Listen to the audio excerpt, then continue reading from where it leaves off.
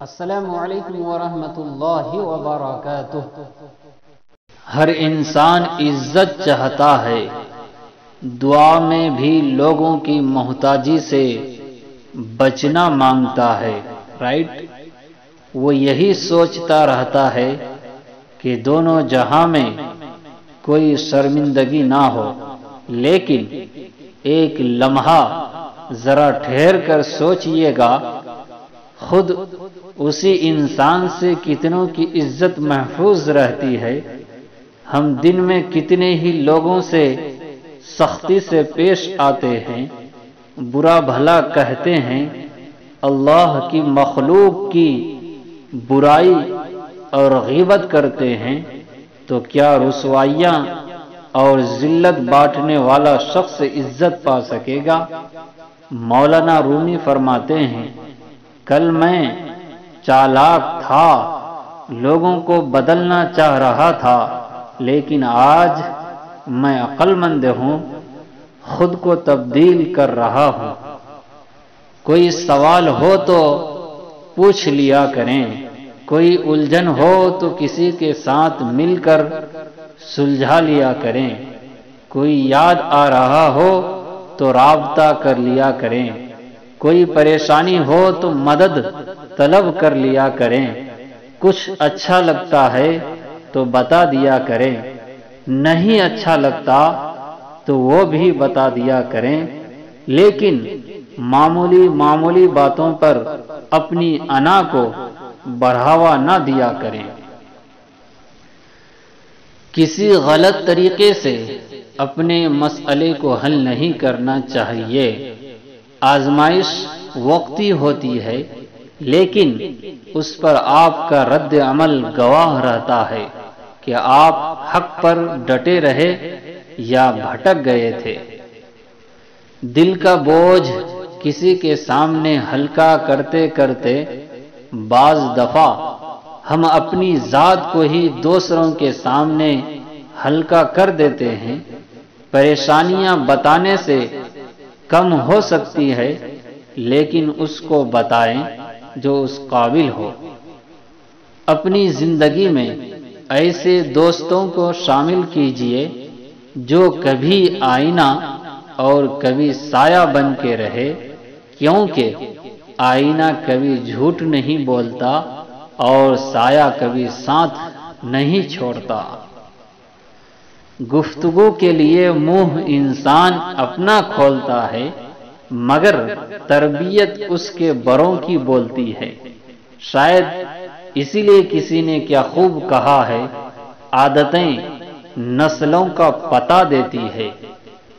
اے ایمان والو، جب تم نماز کے لیے اٹھو تو اپنے چہرے اور کہنیوں تک اپنے ہاتھ دھو لو اور اپنے سروں کا مسح کرو اور اپنے پاؤں بھی ٹخنوں تک دھو لیا کرو، اور اگر تم جنابت کی حالت میں ہو تو سارے جسم کو غسل کے ذریعے خوب اچھی طرح پاک کرو۔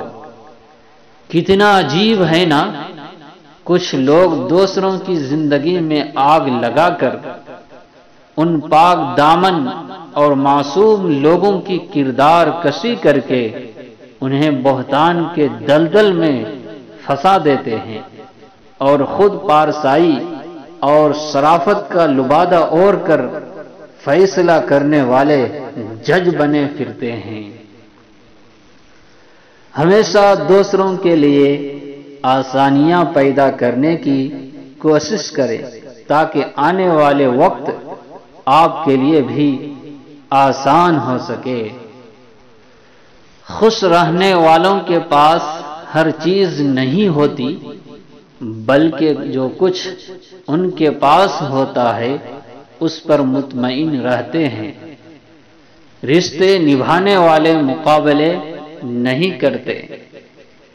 5 وقت نماز میں 48 رکعات، 48 رکعات اور 96 سجدے ہیں۔